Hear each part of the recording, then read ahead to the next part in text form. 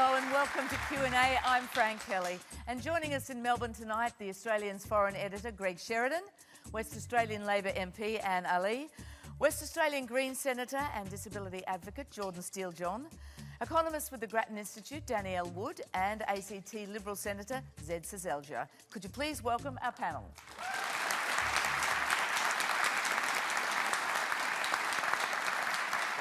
And Q&A is coming to you live across Eastern Australia on ABC TV and across the nation on iView and News Radio. There are plenty of questions in the audience tonight, so let's get going. Our first question from Olivia Costa. Thank you.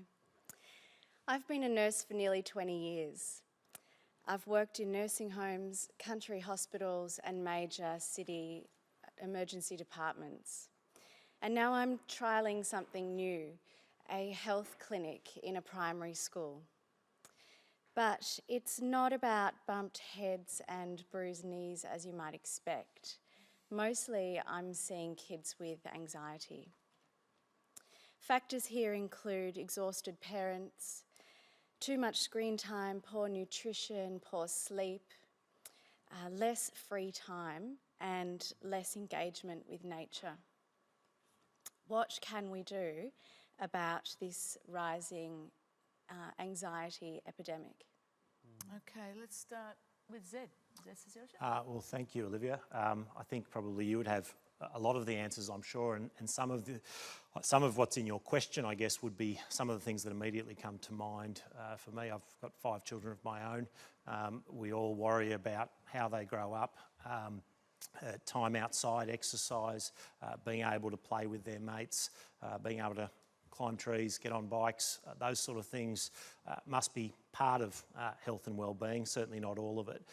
Screen time is something I think we all worry about. I see it with my kids. We're often battling to make sure they're not on the iPad, they're not looking at the phone, they're not sitting in front of the television. I guess they're some of the things that intuition tells us is important for kids to have balance in their lives. There's a lot of science out there, I think, particularly around screen time these days and about how addictive that is. As lawmakers, I guess, you know, we respond in all sorts of ways. It's difficult. I mean, I heard a great podcast from an author, I think it's John Marsden, talking about this issue and talking about the domain of kids these days is more limited than it used to be. You know, they're at school, they're at home, maybe there's not much of a backyard. They may or may not be able to roam in the neighbourhood as we used to.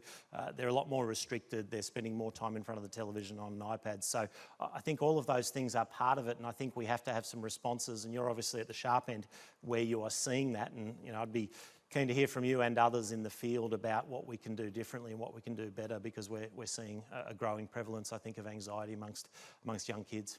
Danielle, does that concern you? I think you've got a 3-year-old. Are you worried to hear from someone like Olivia that there is a rising tide? I absolutely am concerned to hear that. I mean, I have to admit this wasn't an issue that was even on my radar, but last week I went to pick her up from childcare and there was a sign that said, here are some ways to deal with anxiety in your child. And I thought, hey, these are 3, 4, 5-year-olds. You know, that's absolutely frightening to me that they're already giving parents advice about how to deal with this issue. So, and I think you have raised, a number of points that may be contributing. What I wouldn't like to see is this kind of the blame put back on parents. I think there's already a lot of guilt that goes around parenting and whether we're doing a good job. So I think, we need to be looking at kind of the broader structural society issues that might be feeding into this, and not, putting another thing on parents to feel concerned and anxious about. And Jordon, in your mind, is there any doubt there is a rising anxiety epidemic in little kids? Well, thank you so much for your question, Olivia, and for the work that you do helping kids in that frontline space. I think as a young person myself, and as somebody who spends a lot of time with people a lot older that are experiencing the kind of end result of this anxiety that sets in now at such a young age, I think there's a couple of things we need to do. One is we need to take a new look at our curriculum and the intensity that it places upon kids, the pressure that it places. Look at models like Finland, where the education system is far more balanced towards recognising the importance that social interaction plays in the development of children. I think we need to foster a really positive culture in relation to young people. We spend a lot of time in politics and in society generally demonising young people and talking about the ways that we are failing. And I think we need to celebrate and lift up young people more as the default position. And thirdly, I think we've got to take a new look at NAPLAN and ask ourselves whether this standardised testing regime that introduces such pressure at a young age and says, basically, if you get 49% on a test, you're 49% of a person, is something that we want to continue doing. The New Zealanders have binned it, and I think we should follow suit. And do you have a view on that? I think that's a good point about NAPLAN that hadn't occurred to me. I mean, I've seen a government study that says 6.9% of primary kids are showing anxiety or some kind of other nervous disorder. Thank you, Fran. And Olivia, you said you worked with children in primary school. Is that correct? I've got over 50 schools in Cowan, and I regularly meet with the principals of those schools to discuss issues. And at my last regular meeting with the principals, I was hearing some really disturbing statistics where they were saying 1 in 4 children in primary school, 1 in 4 children was experiencing anxiety. And what's happened is the schools have kind of picked that up and have been using their budget to provide for extra services, to provide for extra psychologists. With regards to Jordon's point about the NAPLAN, you know, I think that there's not really a lot of research on what are the causes of the anxiety or, you know, what are the factors that are contributing to the anxiety. Yes, it may well be the NAPLAN, it may well be the testing regime. It may also be home life. I know that in my electorate, for example, there is significant mortgage stress that is being experienced by parents, financial stress. We live in a much more complex world now. Anxiety is catchy too. I mean, that's absolutely, true, and they get that from the parents. From screen time is the other one. But look at the world that we live in today. It's a much more complex world than the world that I grew up in, and indeed the world that I raised my children in. Greg, are you surprised to hear this? Well, as a parent, I was very anxious, and I might have transmitted anxiety to my sons. I had a great respect for my own incompetence, and when the boys were very little, I always thought I'd lose hold of their hands and they get run over, or I'd drop them over a cliff or something. But I'm a very relaxed grandfather, and the key to that is that with my granddaughters especially, I began reading The Australian to them and talking about politics. That'll create anxiety. on the day that they were born. I think we better call in Olivia. They are the happiest kids in the world, let me tell you. And I do think, though, I respectfully disagree about NAPLAN. I mean, we had loads and loads of tests. I don't think tests produce anxiety. I do think that there is a problem about a certain loss of purpose in our society, and if your parents don't have purpose, as Anne says, that probably transmits to the kids. I don't think you solve it by asking kids to do less work. I mean, my 3 sons, the most stress-busting thing in their lives was sport. And they were intensely competitive about sport, and they were full of pressure all the time about sport. One son ran out the other son at a cricket match once, and the guy who ran the other guy out was so scared he stayed out and made 100 because he wasn't willing to come off the field. So I don't think it's simplistic, just remove pressure from them. Our kids don't perform very well in international comparisons. We have a big crisis. Education's not done very well in Australia. The more money we put in and the less prescriptive we make it, the worse the outcome is. Okay, it does seem though Olivia has highlighted something that perhaps some of us haven't thought about much. So thanks, Olivia. The next question comes from Lieb Malkoon. Thank you. We have recently seen an investigation into claims the New South Wales Labor Party attempted to mask a large donation from a Chinese property developer. It's an example of how money and power appear to provide access to our leaders in order to influence particular agendas.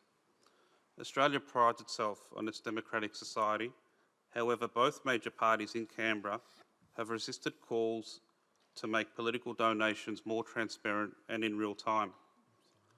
Why are the major parties reluctant to provide full transparency to everyday Australians on who is donating money to them? Okay, well, I think we better go to the 2 major parties first off. Zed? Well, I think everyone's going to have a shot at this, so let's keep moving on it. Well, look, I mean, I think if we look at the case in New South Wales, that came after there'd been pretty significant donations reform. So the New South Wales government, a number of years ago... Not to be distracted from the question, why are the major parties federally reluctant to provide full transparency? Well, I'm going to... The question references what's going on in New South Wales and then talks about donations reform, and donations reform happened prior to this happening. And so I don't think that the way to deal with people breaking the law and not complying with the law is to bring in donations reform. Because the very people aren't complying with the law, I don't think that fixes the issue. So what we need is a culture where people actually comply with the law. Now, I'm not in the camp that actually says that there's something wrong with donations. I think donations are a very legitimate part of a democracy, and we see it right around the world. We see challenges with it, we see rules around it. Yes, there needs to be transparency around it. Exactly where you draw those lines is certainly a very legitimate debate. But there's been a bit of a narrative out of New South Wales to say, if only we could have stricter, tighter laws, then we wouldn't see this kind of behaviour. Well, they did put in stricter, tighter laws, and we saw people, unfortunately, trying to get around it in a pretty egregious way. All right, but the question is, why are the major parties reluctant to provide full transparency to everyday Australians? I'll come to Anne on this and maybe back. Look, I think I agree with Zed on this one around, you know, you can have the laws, but I think this requires real cultural change. And with that cultural change, you'll have that change in the willingness to make it more transparent around political donations, including political donations in real time, including the things that you mentioned in your question there, Lieb, is that's correct? So I think there is a real need for cultural change, and I think what's happening in New South Wales, and I don't want to delve too much into what's happening in New South Wales for two reasons. First of all, I'm from Western Australia and don't really know much about what goes on in the New South Wales Labor Party, but secondly because there is an investigation going on. It'll be interesting to see what kind of recommendations come out of out of that investigation, and whether or not there is a recommendation for further donation reform or further legal changes. But I think there really does need to be cultural change. But hang on, I'm just going to jump in here because I think Lieb's question is quite clear. Both major parties in Canberra have resisted calls to make political donations more transparent and in real time. And both representatives from the major parties in Canberra have said we don't need to make any change. Now, I think that's an issue, isn't it? Why wouldn't either of you, do you think it's not a good idea to have real-time, transparent donations? Well, I think it's a good idea. I do think it's a good idea. Have it I would like federally? to see more transparency in donations. So we should change the rules? But I think we need to look at the whole regime, not just around donations. But this is why I think we need a federal integrity body, and I think that could be part of it. I'm going to come... Actually, let's go... This is all part of a discussion. We've got another question here from Oscar Levi, which goes to this. Oscar? In the wake of the recent revelations from the New South Wales ICAC, it's pretty easy to see why community trust in politics has hit an all-time low. Wouldn't the establishment of a federal independent commission against corruption be a good place to start in restoring public trust? Danielle, you've done some work on this? In response to your question, yes. But as Anne said, I think that it is one part of a whole suite of reforms we need. So, yes, New South Wales put laws in place, but the fact is that people breached them. But that was discovered by the Electoral Commission, is now being investigated by the New South Wales ICAC. So the fact that they have those laws and they have that infrastructure means that we've actually flushed out this example of the New South Wales Labor Party breaching the laws. We do not have that infrastructure in place at a Commonwealth Government level. So yes, I do think we need an Integrity Commission. Yes, I do think we need far greater transparency around donations. About a third of the money flowing to major political parties, we have no idea where it comes from. And when we say a third, we're talking a lot of money, aren't we? We are. We're talking millions of dollars. This is because the parties only have to disclose donations over $14,000. A donor can give a series of donations below the threshold, but in aggregate worth far more. They don't have to be disclosed by the major parties. And as we've already picked up on the timeliness, we only see this money disclosed once a year, so we can wait up to 19 months to see who gave money to a political party. So there are huge holes in the regime. These are easily fixed. and all it requires really is the political will. I'm going to come back in. Hang on, Jordon, just before I do. Seselja, just hearing that, do you think it is acceptable that donations up to $14,000 don't need to be declared? We don't need to know who's giving that, and there could be someone giving multiple versions of that? Well, I don't have a significant problem with where the thresholds are set. There's always debates about exactly where it should be. In answer to Most of the states have it at 1,000. Sure, well, there's different rules in different states, but at a federal level, that's what it's been for a long time. To answer the question, the answer is yes, in terms of an independent commission of sorts. And what Christian Porter and the government are going through is a process to make sure we get that right. We're not going to do it in a rushed way, but we've allocated the money for that, a significant amount of money for when that commission comes in, and the work is now being done to get that legislation right and to make sure that it has the teeth that it needs. So, so the short answer is yes. Exactly what that will look like is very important that you get that right. It's important that you have it in a way that's fair, that has due process, but that has strong teeth. Now, there's a number of different agencies at the moment that have teeth, and what Christian Porter and the government are looking to do is bring that together into a consolidated form. All right, there's also a number of models for a federal ICAC, and the Greens actually put one through the Senate today. Well, look, I just want to go back to Lieb and to Oscar and answer you very directly. You are absolutely right. This strange exchange that you've just witnessed over the last 5 minutes or so, where people said a lot of things but didn't really say anything at all, that has a source, folks, and the source is the $100 million of corporate donations that have been taken by the Liberal and Labor parties since 2012. That is why it has taken this long for us to get to a space where, after 9 years of campaigning and 6 separate attempts, the Greens bill for an independent ICAC passed the Senate today.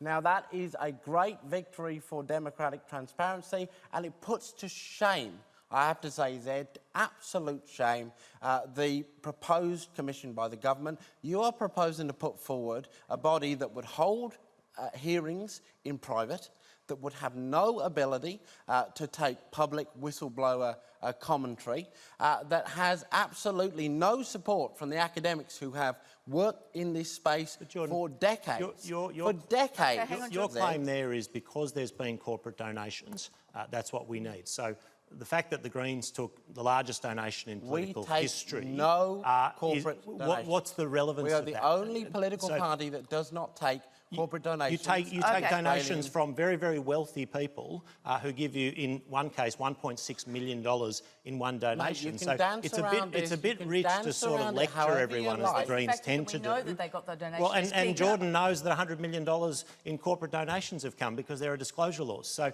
we're actually going around in circles. Hang on, we are going around in circles here.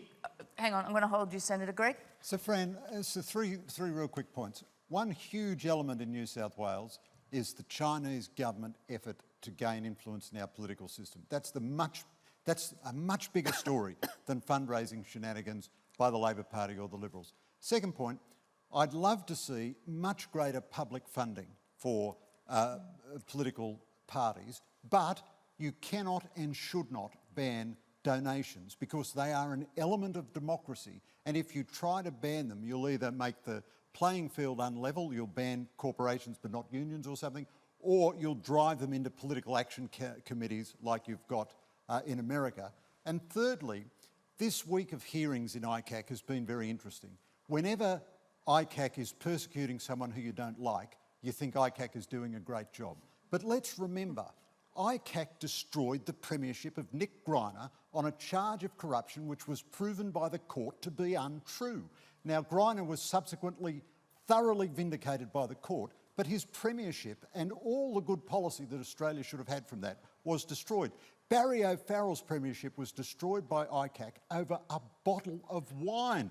People have given me bottles of wine, for goodness sake. Are you thank saying God that I'm not the Premier. you think the federal proposal from the government is good enough, even though it's not public hearings? Look, yeah, because I think public hearings, they are star chambers, and they sometimes do good, but they often do a lot of harm. Now, Jordon... Even in just a final thought, even in one of the Obede cases, the courts found the other day that the transaction which ICAC had condemned was entirely legitimate, so that those individuals had their reputations absolutely destroyed, and that was unjust, whereas in a court of law you've got some protection. All right, we're answering Oscar's question. He's got his hand up again, so I'm guessing you don't think it's been answered yet, Oscar. Well, I just think this sort of speak that we've gotten from the government just is exactly breeding the sort of mistrust that I was talking about in the question. This kind of double speak in terms of the, you know, I guess basically to say, getting this commission that is in theory an independent commission against corruption, which is going to be out of the public eye. Like, I'm sorry, but that just doesn't make any sense to me. That doesn't make any sense. And critically, Oscar, it cannot investigate retrospective cases. So it has no ability to go back and look at, say, the actions of Minister Pine in taking the job with Ernst & Young just after creating, you know, $200 billion increase in defence spending. But I really must pick up, Greg, on a false equivalency that you just made between the union movement and corporate donations to politics, okay? When corporations donate to political parties, they do so to get themselves an outcome which increases profit for their shareholders. When unions donate to political parties, when they engage in political activism, their goal is the improvement of workers' rights. Corporations gave us the GFC, unions gave us the weekend, and for you to make an equivalency between those two organisations... Jordan, I really don't think you know what the motivation... I really don't think you know what the motivation... I really don't think you know what the motivations of corporations are. You haven't got a clue what their motivations are. And if you think the painters and dockers unions and the CFMEU and all the rest of it, who have racked up more criminal charges than you and I have had good dinners, are a light of benevolence, that's the sort of bias you'll get out of those laws. And Danielle, I mean, we don't know the motivations of corporations, but everybody presumes that corporations are giving money for some kind of access that ultimately will end up in some kind of result that might favour them, don't they? Isn't that partly the problem? I think that needs to be your starting assumption. They're clearly giving money for a reason. We know there's a link between money and access. That's what a fundraising dinner is. You're paying $10,000 to sit next to the minister. That's as explicit as you get. But I think there's also concern that there is a link between money and influence. And there's any number of political debates. For example, when the Gillard government tried to introduce mandatory restrictions on poker machine limits, you can see that donations from pubs and clubs, normally pretty evenly split between both sides, absolutely ramped up to the Liberal Party in that period, and they cut off donations to Labor. When that legislation went away, guess what? We returned to business as usual. So when you look at the data, it certainly suggests that at least in the minds of these people donating, there is a link between the money they give and an outcome that they're trying to derive. Okay, Can I just raise a point there? Just because, briefly. Because Libby, you said that it gives access to leaders. My office is in a shopping centre, and I have people walk in all the time. My door is always open to anyone who walks in. And I think, you know, this question also that you raised, Oscar, about our faith in politics and in politicians. I know, as a local member, my door is always open, that people have unfettered access to me at any time. And I think that's the same for most members of Parliament who go into Parliament with good intentions and with those intentions of wanting to represent the people. So I would just like to say that you do have access to your local members of Parliament, and you should take advantage of that and use that. Okay. Obviously a lot of interest in this topic. Now, remember all, if you hear any doubtful claims on Q&A tonight, let us know on Twitter. Keep an eye on the RMIT ABC Fact Check and the Conversation website for the results. And our next question comes from Miranda Wilson. Hi, thanks. This week, the Morrison government will take its plan to trial drug testing for job seekers on New Start and Youth Allowance to the Senate. As a university student, I've experienced firsthand the already arduous process of proving yourself eligible for youth allowance.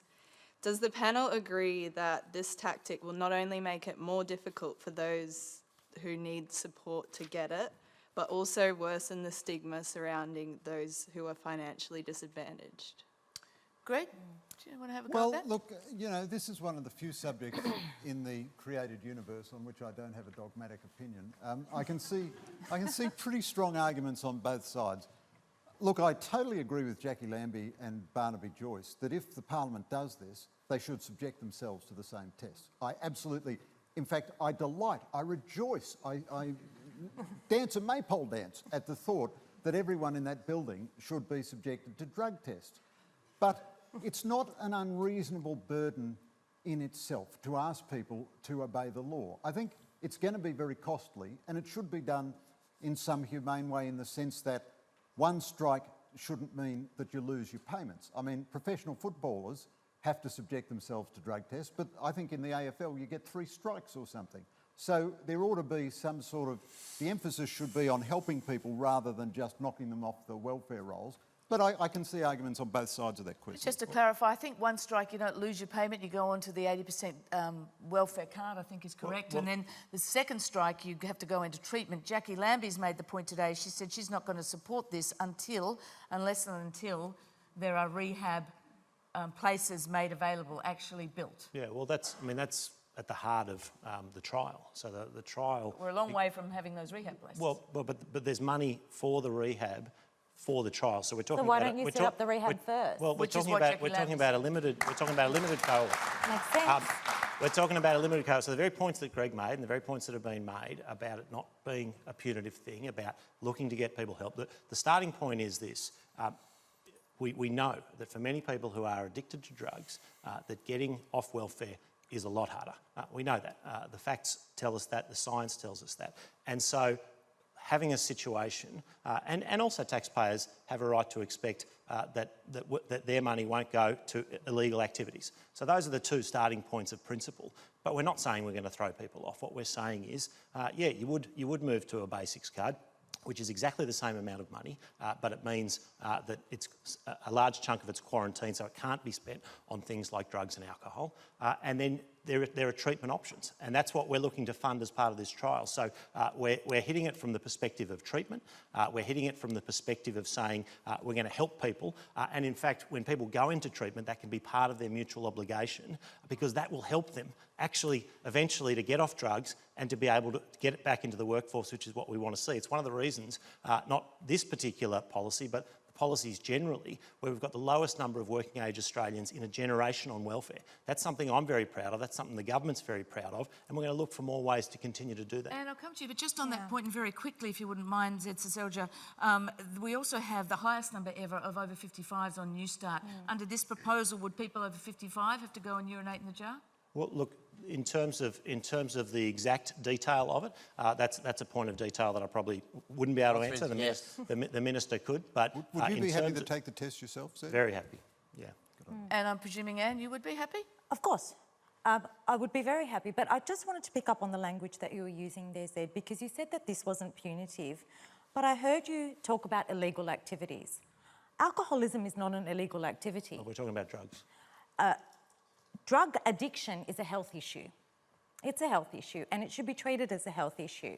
The evidence that we have, we still have laws on against these trials, but the evidence that we have on these trials, and I think, you know, it's reasonable to ask the government to look at evidence bases before they start making policies that are going to impact on people's lives. I think that's a very reasonable proposition to put forward to you. What is the evidence that this works? The evidence that we have is that it doesn't work. It doesn't work in getting people off drugs. It demonises people further. It creates more poverty. So it is a punitive measure, and to argue that it's not a punitive measure but it's actually a compassionate measure, I think is really disingenuous. Well, you're arguing against a trial, which will help us gather more evidence, but I'm not sure what evidence you have that suggests that those who are on drugs are just as likely to be able to get back into the workforce as those who aren't. There is no evidence that welfare recipients are more likely to use drugs. That's it. Like this whole debate is premised on the idea that if you are a person who receives New Start or youth allowance, you are part of a cohort that is more likely to use an illicit substance. It's not true. There is no evidence that underpins the government's approach to this issue. It is simply pure dogmatic ideology based on an idea that dole bludgers need to be punished because they are doing something wrong, and it is disgraceful to see. No, I don't accept that point. You don't accept Cite the evidence then, Ed. Cite it. Sorry? Cite the evidence. Sorry, you want me to cite chapter and verse?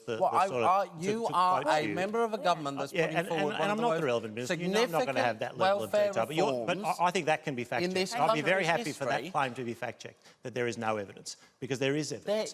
There absolutely is evidence. We know it is one of the things that makes it so much harder for people to get into work. So what's the evidence that this is going to change that? Are you seriously arguing to me, Jordon, that people who are addicted to drugs like ice, are just as likely to be able to get a job and keep a job as someone who is not? I mean, that's an absurd proposition. Your policy it's an absurd proposition. It defies common sense. Okay, so let's put it the other way then. Is that the position? Then you show me the evidence that suggests that drug testing welfare recipients, cutting their access to welfare, not cutting their access to welfare, makes that difference. Forces them to give up drugs and get a job. Well, does it force people to turn to clean? The first thing is, it's a trial. Let's hear from a the second thing non-politician is we're not going to take their welfare away. And I would simply be quarantined to make sure that they can't spend hang on. I'm going to take drugs. this back now, because the truth of it is nothing's going to happen in the short term, because Jackie Lambie says nothing until the rehab services are built. So that seems to be a way off to me. But Danielle, do you have a view on this?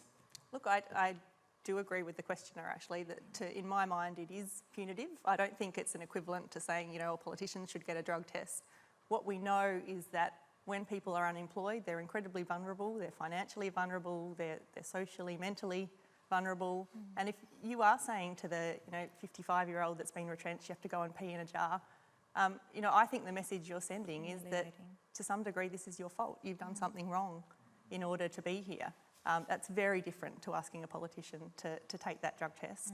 And if we want to talk about barriers to getting unemployed people back to work, I think there is actually almost now an emerging policy consensus that the level of New Start is so low to in itself be a barrier. If you do not have the money to prepare yourself for an interview, to get to that job interview, that is a real issue in making that transition back into the workforce. So if we're going to spend money, I would much rather see that spent on boosting the level of New Start allowance. On that note...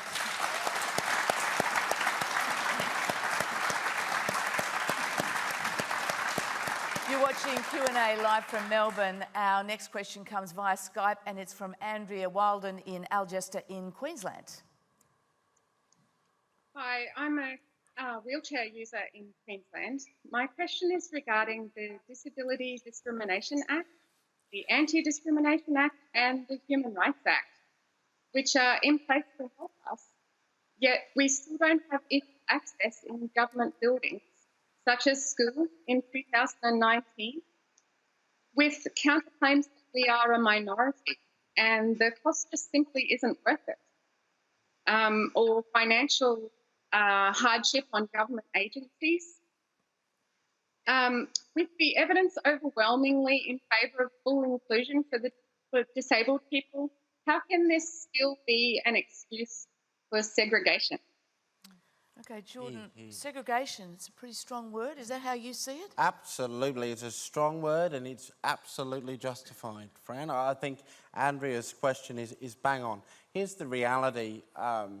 Unfortunately, to be disabled in 2019 in Australia is to experience horrendous levels of discrimination and segregation. The figures out recently speak to this very clearly. We have 50% of disabled people living below the poverty line. Our unemployment rate is double that of non-disabled people. We seek urgent medical attention at many times the rate of the rest of the population. 36% of us report psychological distress compared with 8% of the overall population. And here's the kicker. The life expectancy of an intellectually disabled child born today is 24 years shorter than the rest of the population. What Andrea is describing is just one part of a broad systemic failure that we've got in Australian society to recognise that we do treat disabled people differently, that we do see these inequities in our community. And it's time for politicians, it's time for those who design the systems to listen to disabled people and be led as we create these solutions to remedy these problems. And Andrea, you said the point there about we still don't have equal access to government buildings like schools because of claims that the cost simply isn't worth it. Have you experienced that yourself? You're not being able to either get access for you or others in schools or office buildings because it's simply not cost effective? Is that the excuse given? Yes. You can't just go into a school and find that there's no wheelchair access and just ask for it and it simply appears. You have to actually get some support. Okay. The line's having trouble with the line there, but Jordon, just to stay with you for one moment, how much of these access issues it's still paramount today? I think about the building you work in, Parliament House, and some of those doors must make it tricky for you. Parliament's not accessible, and they've had to make a lot of, changes. But what I think is really needs to be our focus here is the legislation that we've got to address some of these issues. The Disability Discrimination Act. It's a couple of years older than I am as a human being. It was passed in 1992, and it's fundamentally broken. It places the burden of championing the change or flagging the discrimination on people like Andrea, who then pursue it through a process which has no teeth to then force changes if it is found to be a legitimate case of discrimination. Okay, I'm going to stop you there because we've got another question from Jeanette Lee on this general topic about the laws around disability. Hi. As you're saying, there is still much individual and systemic disability discrimination of people with disabilities in our society today.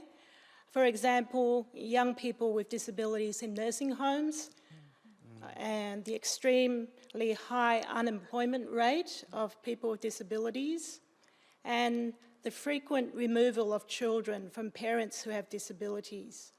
Can you please comment on how you think these discriminations can be better addressed and remedied? Now, Jordon, I'm sure you've got more to say on this, but let's go to Zed first on this. Well, look, the first thing to both of you is to say that what you're describing there is completely unacceptable.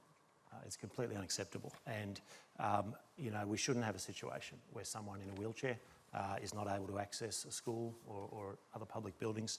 We shouldn't have situations that you're describing. So in terms of responding to it, there is much that is being done, I suppose, and much that needs to be done. But there's no way you can defend what's been put to us. We have to have a situation where we do much better.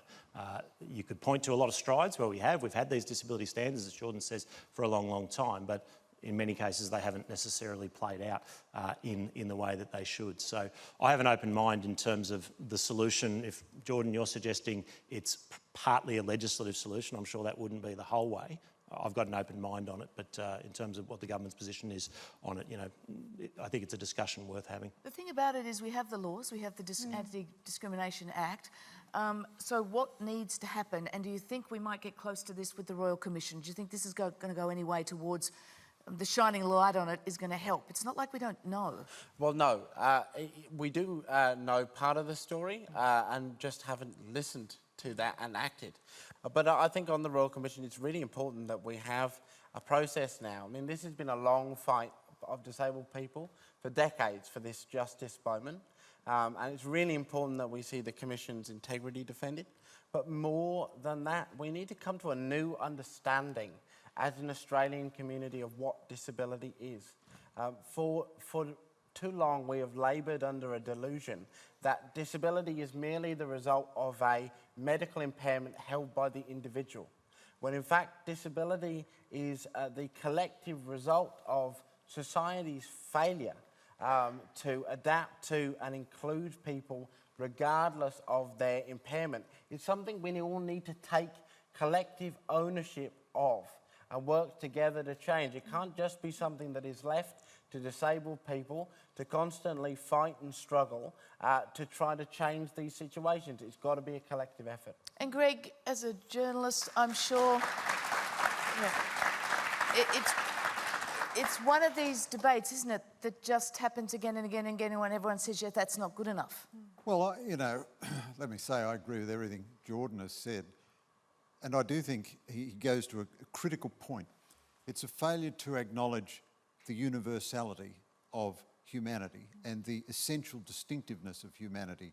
On this very program, some time ago, I had a debate with Peter Singer, who argued that newly born babies who suffer severe disability or handicaps have less utility, he's a utilitarian philosopher, than sentient mammals and should be allowed to die if their parents aren't interested in them. And I said, no, that's absolutely wrong. He said, what, you mean just because they're members of our species, we should keep them alive? And I said, yes, absolutely. Okay. That's absolutely right. Now, I want to ask this question, Fran, put this. So I had coffee today with a friend of mine whose son recently died. He was 27, spastic quadriplegia, cortical blindness. The devotion of my friend and his late wife to their son was magnificent, and their son was a happy, good, worthwhile human being who shed light and grace on everyone who met him. Now, I think he has a right to life, and I asked this question. Amartya Sen, the famous Indian economist, said there are 25 or 30 million missing girls and women because they've been aborted on the basis of their gender or killed as infants. Now, we think that's terrible on a basis of gender, and I agree. Do we really think it's a good idea to abort babies because they have disabilities? But I don't think that's the debate we're having here tonight. No, we're not having a right to life debate. We're having a debate about law around... The debate has to be on approved ABC lines, or otherwise it's out of order. No, I'm just saying it's a completely different issue. I think, well, let me ask... Well, I'm saying the right to life of disabled babies is a critical factor, and part of not seeing them as human beings... The question is about people living with disability in our society now. Well, the question is, are they allowed to live? Well, this is not a space for you to derail this conversation with your own ideological agenda. Okay. Let's just try something radical and ask the disabled person what the issue is. How about that? Now, the issue here, my friend, is that we have spent the last 100 years crafting a society which, in every aspect, excludes, denigrates and discriminates against disabled people. I agree with you there. In the very physical fabric of our societies, our employment structures, our education systems. That is the issue. And that needs to be where our focus is, not in the corner of some right-wing debate where you are trying to take All right, well, let's hope the Royal Commission does get us somewhere there, because certainly the recent Royal Commissions have shone lights on issues, and I think the whole community has learned a lot from them, so I hope it happens this time. You're watching Q&A Live, and if you have something to say, you can join the audience, send a tweet, or put your hand up to become a People's Panellist. Go to our website to find out more. Our next question comes from Mike Game. Undoubtedly, our economic outlook has downside risk, especially given the global uncertainties associated with Brexit, the US-China trade tensions, and indeed the Hong Kong democracy protests. Yet the Australian economy continues to grow. Real wages are also growing, albeit sluggishly. Inflation is low. The housing market has cooled off somewhat, and the government finances seem to be improving with a surplus emerging in the short term. Yet the commentary seems to focus on the downside and that implying that Australians have never been worse off and that the outlook is very poor. Wouldn't it be better to actually adopt the half-glass full perspective on the Australian outlook and Australia in general? And Ali, Labor spent all question time looking at the downside risks in the economy. Should it be better to look at a half glass full? Glass half full? Well, I think it's better to be realistic about this, Mike, to be honest. You know, retail sales are down, discretionary spending is down, even with the tax incentives that the government has put on the table, the tax cuts and the tax incentives to small business. There are several indicators, both anecdotal and financial indicators, that the economy is not doing as well as it could. We have the RBA putting interest rates at 1%, the lowest they've been in the history, with the potential for them to go even lower. We know from countries where the interest rate is 0% or in the negative that that does not contribute to economic growth. The government is saying that its economic plan is that the tax cuts will filter through eventually and we'll have to wait and see. But what if they don't? What's plan B? What's plan B if the tax cuts that we've already seen 15 billion flow through and people aren't out there buying their big screen TVs and spending their tax cuts because of high household debt because they're using it to pay down debt because of mortgage stress.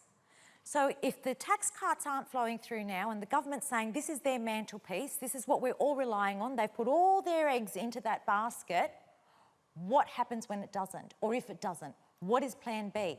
I think it is wise and it is prudent to have a plan B, to talk about best case and worst case scenario. Well, Zed, what's plan B? I don't. Firstly, I don't accept the premise of much of what Anne said. But Mike, I think Just look at the figures. You don't have to accept what I say. I'll get to that. I think the point of your question is correct. That there's been a big attempt, by the Labor Party, other people in public commentary to sort of suggest that we're in a terrible space economically. It's simply not true. Now, the economy continues to grow. People have talked about the last quarter being, 0.5% growth and whether that should have been stronger. We saw a lot of factors there, and you talk about the global headwinds, we talk about the severe drought and a number of challenges. But our economy continues to grow. Employment growth is double the sort of OECD average, the developed world average. We've seen 1.4 million jobs created since we came to government. Unemployment is down around about 5%. We're bringing the budget back into surplus. We're delivering tax cuts, and this is where I'll go to some of the assumptions. That was exactly Mike's point. Well, this is where I'll go to some of the assumptions that Anne was talking about retail sales. Well, we've barely got any retail figures, any serious retail figures, since the tax cuts actually started flowing into people's pockets. And the quarter that we're talking about was before the tax cuts came in. And people did fear, and whether you like it or not, during that time, that you were going to come in and raise taxes left, right and centre, because they'd been told there was going to be a Labor government, you were going to raise taxes on housing, you were going to raise taxes on retirees, all of those things. But that, of course, that plays into sentiment. So in terms of what plan B is, well, the economy is growing despite the global headwinds and despite some of the great challenges. We are cutting taxes, which we will see, I think, flow through into the figures. Well, what if they don't? Hang on. We are seeing the housing market turn around. We're already seeing strong figures in relation to that. We've got a large infrastructure program. We've got a skills agenda. There's a whole range of things we're doing, but people want to see those fundamentals right. And we believe we've got those fundamentals right. We'll, of course, continue to respond to the challenges, but I think the premise of your question is correct. There's a lot of talking down of what is actually a very strong economy. And Mike, we are very fortunate we've got a resident economist here tonight. Danielle, how do you see it? Glass half full, glass half empty? What's the picture?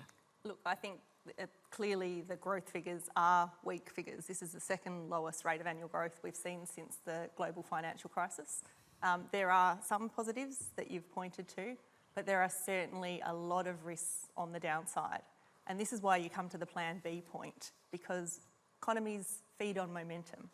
If the momentum starts heading downwards, we need governments to be ready to act. So if we sort of see unemployment starting to creep up, at that point you really actually want the government jumping in and stimulating the economy, because we know that things can get really ugly really quickly. So they have to be ready to go to pull that lever. So I'm not saying that we'll get there, and I certainly hope that we don't. I hope that the tax offsets, will start to get the consumers out and buying things. But there is a real chance that that will not be the case, and we need to be ready to act. Okay. The next question comes from Leela Cray-Molino.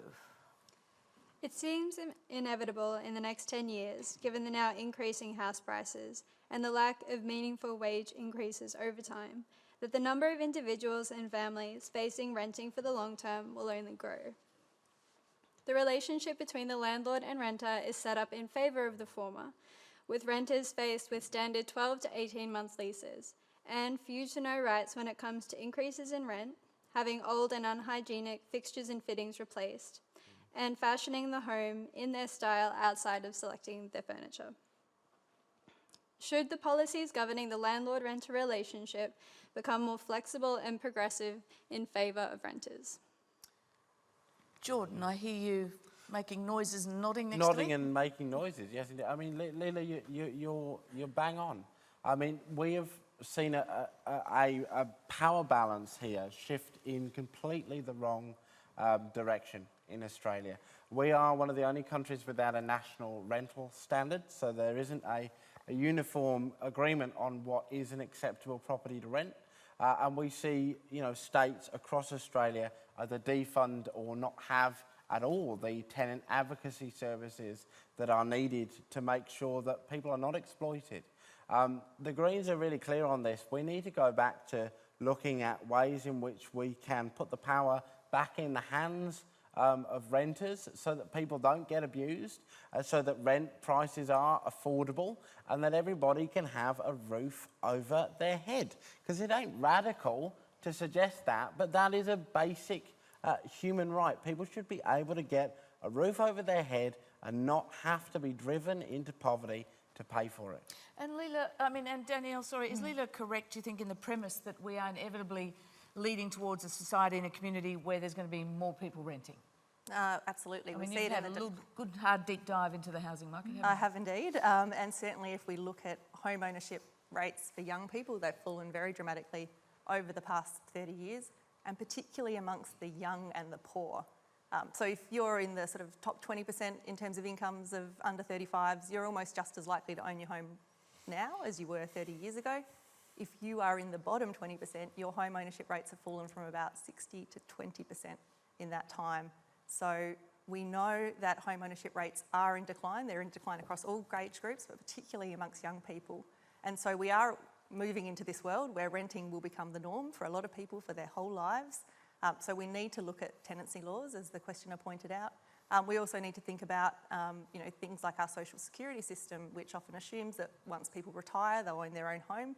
So there are a whole lot of settings, I think, that need to adjust to this new reality. What about, there's been a lot of talk about stimulus, and Seselja talked about some of the stimulus that the government's got planned, the tax cuts, infrastructure. What about stimulus around social housing? Would that be something we should be looking at, given the future that we're talking about here? I think that should be very high on the list, if not number one on the list. If you think of good stimulus measures, they're temporary in nature, they're fast to roll out, and they actually address a social need. Social housing, you can roll that out really fast. The Rudd government did it during the global financial crisis. They built 20,000 new homes, they upgraded 60,000 more, all within a 2-year period. We have a growing problem with homelessness. We have massive rental stress amongst low-income people. This would be a really great stimulus policy. Yep, sure. Great. So I'd suggest a completely different approach. The green left approach of hyper-regulation doesn't work. There's a reason we haven't had a recession for 27 years. I'm in furious disagreement with my fellow Conservatives on this. It's because of our immigration program. What we need is to be a much bigger, wealthier, stronger nation. What we need in housing is a lot more supply. Don't try to regulate poor, hard-working people who've managed to get one investment home in their lives out of existence. Just try to increase the supply of homes massively and increase the supply of people massively. I'm unhappy that the government has cut the immigration numbers. We will avoid recession and we'll grow and we'll be strong and we'll be wealthier and everybody will have better homes if we keep growing. All right, Greg, Sheridan, you've just given me the perfect segue into our next question. We've only got time for a couple of more questions. Our next questioner is Benjamin Jung. Now, a series of courts in Australia have consistently held that the Sri Lankan family battling deportation have no right of protection by Australia. Should parties who would otherwise fail in their claim for protection gain a right to stay in Australia on the mere basis that they have made a life for themselves? What message would this send to people smugglers or to other skilled visa applicants? And Ali? Thank you for that question, Benjamin. And I want to address that particular case, but also, and I don't want to do it in the way that I think it has been addressed in the political and public domain. I actually want to look at the limitations of the law here, because the law itself can only deal with the circumstances and the means by which people came to Australia.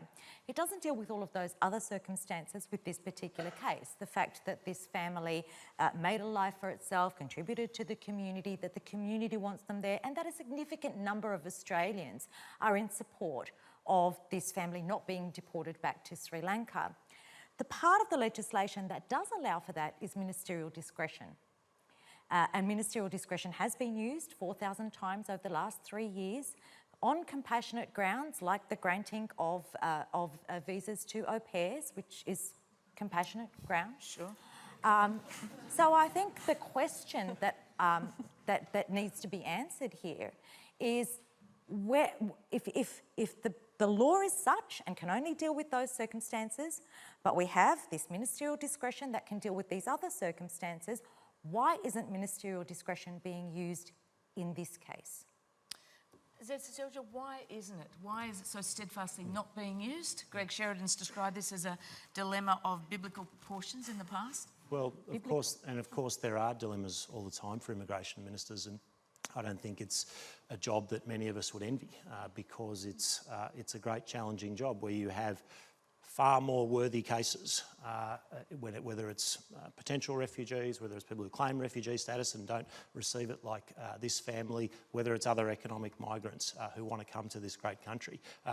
We could take Greg's approach as one where effectively, I know you're not saying open borders, but much, much larger. We think, that the balance is about right where it is now. And so when you've got a cap, whether it's on your refugee intake or whether it's on your migrant intake, there are going to be tough decisions, and this is one of those. And Can I just interrupt there, because when you just picking up on Greg's point, when you do have something called a regional visa, which is relatively new, and a policy to try and direct new arrivals to regional centres, and we have a regional town crying out for this particular family, why doesn't the government take that chance and just say yes, okay? Well, all of those points have been well made, and it's one of the reasons they're tough decisions. But the reason the minister and the reason I would back him up on this, and the Prime Minister's backing him up on this, is because both major parties have said if you arrive by boat, you will not be resettled in Australia. Now, this particular family arrived. Anthony Albanese, on behalf of the Labor Party, said that at the time. You wouldn't be resettled. Now, this particular family did not attract refugee status, according to every court that tested it, including the High Court. At the end of that process, if the argument is, if you stay long enough and you settle in and you are well received in your community, then we will make an exception. Then effectively that rule that we've laid down is completely undermined. That's and I right. think I think that's the challenge.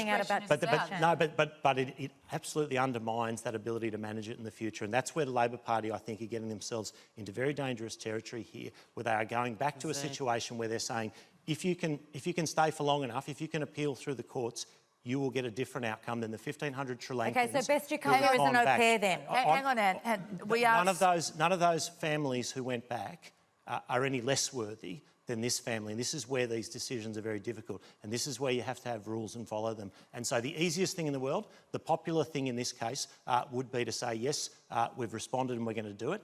But those are the consequences as we see them. And that's why I support the Minister's decision. All right, we are so very almost out of time. We just have time for one last question, and it comes from Ralph Levy. Thank you, Fran. My question is directed in particular to Greg Sheridan. Greg, do you think that democracy in the UK can survive Brexit? So, Ralph, thanks for the question. Yes, and I think, Greg, we should tell them you've just been in the UK for 3 months. I have indeed, and yes, I do. And let me just preface it by saying I'd let the Sri Lankans stay because the little kids didn't do anything wrong. But in any event, I think Brexit was a magnificent exercise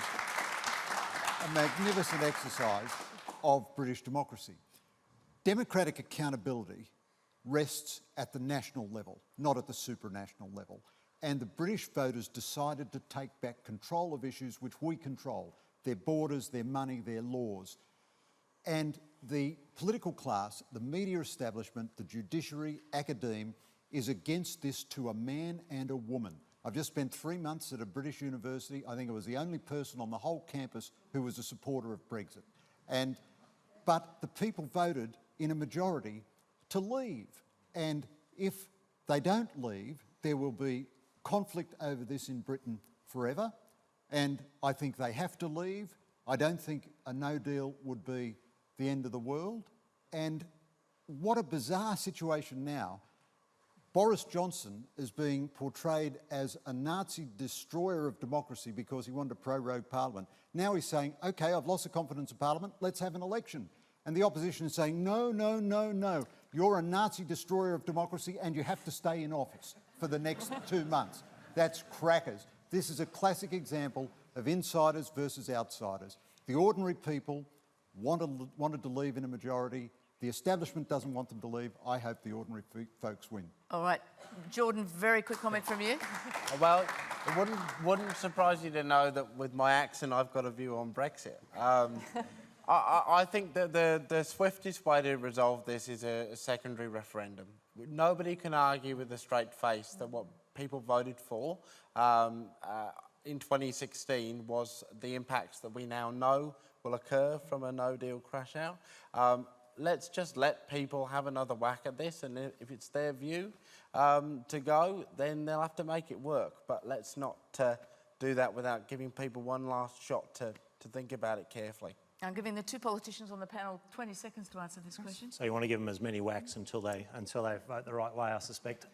I think that it is about this is a classic example of the people voting one way, and I guess the Parliament and a lot of the insiders doing everything they can to frustrate. And I guess one way or another, the democratic system should sort this out. And when they go to an election, they'll sort it out once and for all. I suspect the people will have their say, probably.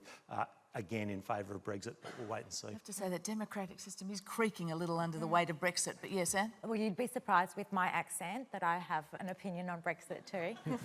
My opinion is a little bit of both. Look, I do think that, there was a majority vote for Brexit, but I don't think that those who voted for Brexit had the kind of foresight or were armed with the knowledge that it would turn out to be what it is at the moment. So I think that going to a second vote would be a practice of democracy. And I'm in favour of giving the power back to the people, and perhaps they do that by going for a vote in the election, through an election or through another referendum on Brexit. Well, I think we're certainly headed to election. Looks like that. Danielle? Look, I actually agree with Anne's point. I think, this is not what the people voted for. When they voted, they were told it would be a smooth and orderly process. They were told that a trade deal with the EU would be the easiest thing in the world to negotiate. It's very different to what's being put in front of them now. So I think the opportunity to vote again with full knowledge would be a good thing. Okay, well, that is it from us for tonight. You've been a fantastic audience. Thank you, all of you. And could you please thank our panel, Greg Sheridan, Anne Ali, Jordon Steele-John, Danielle Wood and Seselja. And I'd also like to say a big thank you to Lisa, the companion dog, who's in the audience tonight. You can continue this discussion on Facebook and Twitter, and next week on Q&A, social policy analyst Eva Cox, Vice President of the New South Wales Young Libs Bridget Meany, Shadow Trade Minister Madeleine King, our government representative and a surprise guest. So stay tuned. And until next week, good night.